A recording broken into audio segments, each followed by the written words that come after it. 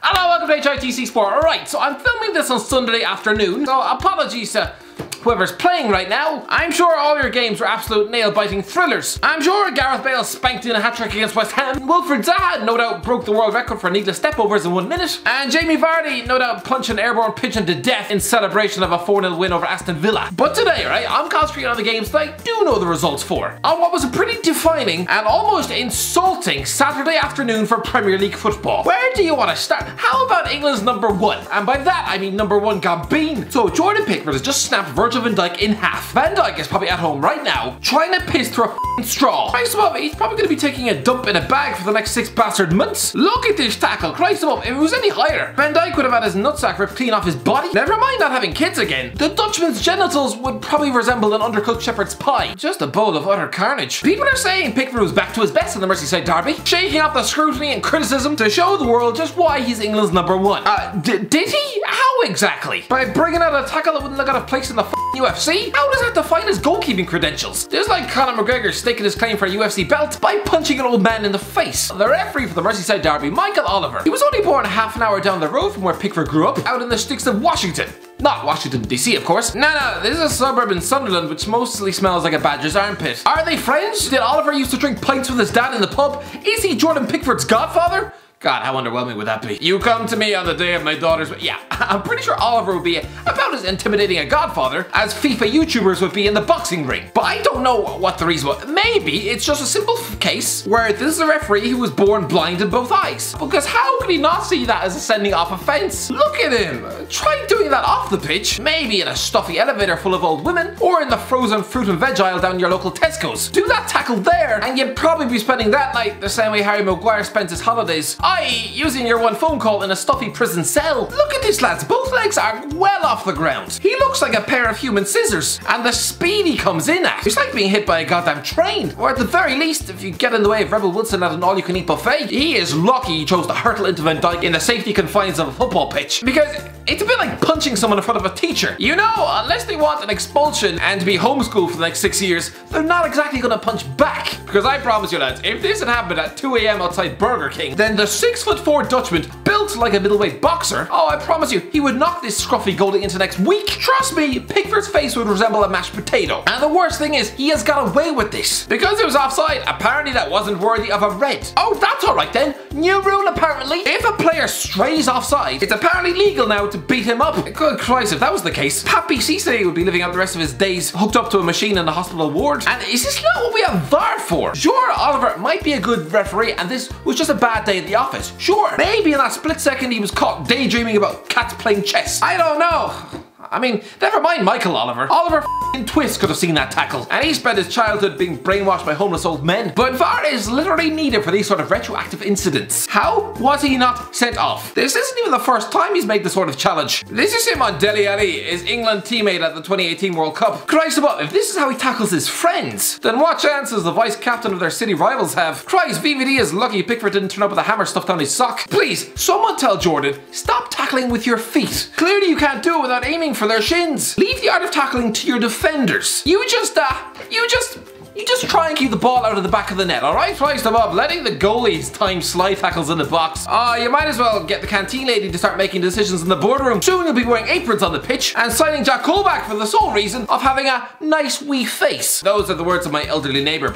Then again, she also thinks her husband is a cat. But staying with the Merseyside derby, this game, it's a bit like making love to your cousin in a tool shed. Both parties will have finished up feeling pretty disappointed. Everton fans will be slightly happy Dominic Calvert-Lewin managed to claw them a draw, but still, they haven't won a derby in 10 goddamn years. That's longer than I've had a hug off my mother. This was their chance after a perfect start to the season. They just need Aston Villa, yes, Aston Villa, 6-7 past this Liverpool defence. Calvert-Lewin probably looked at Ollie Watkins score 3. You know, the guy who's about 13th choice striker for England, and he probably licked his lips like a fat uncle at a barbecue. They've now been given both Carlo Ancelotti and James Rodriguez. This was the moment to finally get that monkey off their back. 10 years of failing to beat their city rivals. A decade. Oh, some Evertonian kids probably don't know what it feels like to beat their neighbours. That sort of achievement is just alien to them. But on the other hand, Liverpool fans must be getting ready to pull their ears clean off their skulls. Not only is Van Dijk currently crippled on a beanbag, no doubt developing an irrational fear of illiterate Mackems, but they've also been denied a clear win by this offside call. Apparently Sadio Mane was offside in the build-up to Jordan Henderson's winner. I'm sorry, That is a complete and utter joke. Are we all just conveniently forgetting what offside actually is? Why don't I get out the salt and pepper shakers and explain it to you? It's to stop the striker from having an unnecessary advantage at being ahead of the defense, i.e. to stop fat goal hangers standing on the line. Christ above, in a world of no offside, the likes of Grant Holt and Gary Taylor-Fletcher would probably bring a bag of donuts and a 6-pack of Fosters to the game and set up a picnic in the 6-yard box. So remembering the reason for the offside rule, I must ask, what possible advantage does Mane have here? Are his feet closer to the goal than Ben Godfrey's? No. As we can see, his legs are well behind the line. The only thing that might deem him offside are the hairs on his arm. You know, the limbs you're not allowed to use, unless your name is Terry Henry. Christ above, if that was Zlatan Ibrahimovic, his nose would be deemed offside. Just keep the rule simple, lads. If Mane had an unfair advantage that got him in on goal, sure, declare him offside. But ruling out a crucially important match-winning goal in a derby which means so much to both sets of fans because his right arm might have grazed the line, that's the opposite of fairness. That's wrong. These are the fine margins which decide title races. And if Liverpool wind up losing out on silver at the end of the season purely because Mane has the arm hair of a 40-year-old plumber, it'll be a complete and utter farce. Because if this continues, lads, players are going to have to get in the bath and shave their legs before the game, make their bodies completely hairless. Tries the ball, it'll look like the ugliest catwalk for Britain's next model. So what else happened this week? Man United travelled to Newcastle and spanked them 4-1 with Ole Gunnar Solskjaer declaring that the season starts now. Well, actually no, it started about 6 weeks ago. You're actually 4 games deep. You've thrown 6 points out the window. That's why you're 14th in the league. Pretending that the season starts now, it doesn't really work. It's like taking a driving test and spending the first 10 minutes running over old ladies. I don't really think you can turn to the instructor and say, can I start again? Anyway, let me get into this. This was a game which charged £15 pay-per-view. Listen lads, I live in Newcastle. It's a nice area, a friendly area, but it is a working class area. There's not that much in the way of employment this year, and people work damn hard for their money up here. Not to mention the furlough scheme has driven a lot of them to the brink of insanity. Because now, after 20 years of 9-to-5 jobs, they're slowly realising what their wife's personality is all about. So these passionate Geordies to whom football is everything, for some of them even more important than their damn family. Christ above, they'll remember every goal scored by Shola and Yobi, but they'll probably forget the birthdays of their own children. So being told by the corporate bigwigs that now they have to fork out £15 for the pleasure of being thumped 4-1 at home, and Newcastle fans are supposed to pay this, actual legal tender for this. Oh, it's like paying to watch a live blue movie of your parents. I know lads, okay, yes, I realise they would have to pay double for a match ticket, but lads, at least then they're at the game. They're with their mates, soaking in the atmosphere, and they feel like they're actively making a difference, cheering on the players as one, as part of the Toon Army. Calling Joe Linton a soggy ice cream from the comfort of your couch, 12 miles away from the stadium, it doesn't really have the same effect. You can shove as many beer cans at the TV as you want. I don't think they're going to hear you. Lads, this would be enough to drive you back to the dark old days of watching the games on teletext. Have the Geordies not been through enough? Not only has the owner spent the last 13 years milking all the hope and faith from their sweaty scrotums, not only have they been forced to see their club transfer business operate in loan deals, freebies and goddamn Joe Linton, not only have they undergone 2 relegations and 12 years of Stephen Taylor, not only have they seen their club dressed like fat Teletubbies, or offer actual employment contracts to Jack Colback, or see their stadium name changed, spend 5 years paying Henry Sivette a wage, seen multiple takeovers fall through, being criticised on social media by Niall Ranger, seeing 6 consecutive Derby Day defeats. Now after all that, all they've been through, they're being told they have to pay the price of 4 pints and a haircut to now watch a 4-1 defeat. Lads, paying £50 to see Steve Bruce set out for a draw, with the main tactic being, let's hope Carl Donna is good today.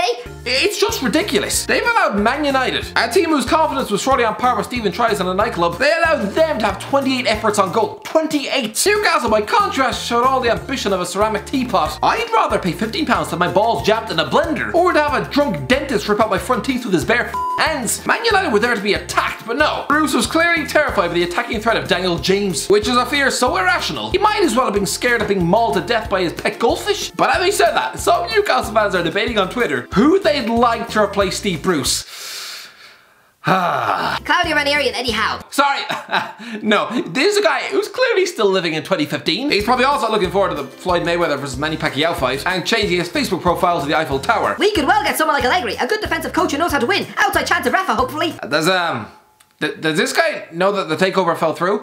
Is he also camped outside Newcastle Airport, monitoring the next flights from Paris? Whisper it quietly, lads. Kylian Mbappe would rather shove a toothbrush up his nose. Just to add, we won't get Poch because he will end up at Man United. He might as well also clarify that he won't be marrying Jennifer Aniston next month. I mean, come on! Nuno Espirito Santo if he'd take it. As tempting as the prospect of coaching Matt Ritchie and Paul Dummett every week, something tells me Santo might want to stay where he is. Anyway, good win for Man United, although not as comfortable as it looked. Let's not forget, it was somehow 1-1 until the final 5 minutes of the game, before Fernandes, Wan-Bissaka and Rashford stuffed a few goals past an injured Carl Darlow. Why wasn't he subbed? Christ above, for the last 10 minutes. He pulled at his groin so much, I was half expecting him to break out into a verse of Billie Jean. Anyway, what else? Southampton travelled to Chelsea, and someone managed to claw their way to a 3-3 draw. Lads, Chelsea were the team everyone had their eyes on this summer. Yes, wins over Brighton and Crystal Palace were impressive, but losing at home to Liverpool without a flicker of a fight, 2 3-3 draws at West Brom and Southampton, it's not great. And I think this club once paid over £70 million for Kepa. Over £70 million for Kepa? I wouldn't pay more than 2 sausage rolls and a melted Calippo. Listen, Southampton are a good team, but I am sorry. If you're given a 2-goal advantage after half an hour, and you spent 7 times more than them this summer, you have no excuses not to win the game. And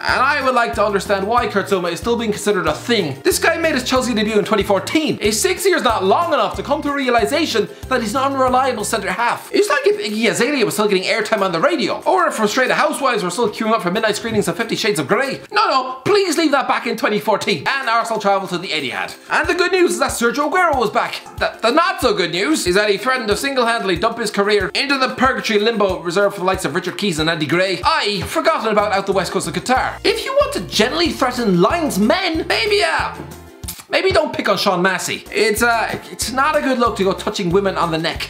Do that on a train and you'll be spending the night drinking stale coffee down the local police station. Anyway, that's the end of the video, lads. Let me know in the comments below if you enjoyed the video. Don't forget to like, share, subscribe, and as always, I'll talk to you in a while.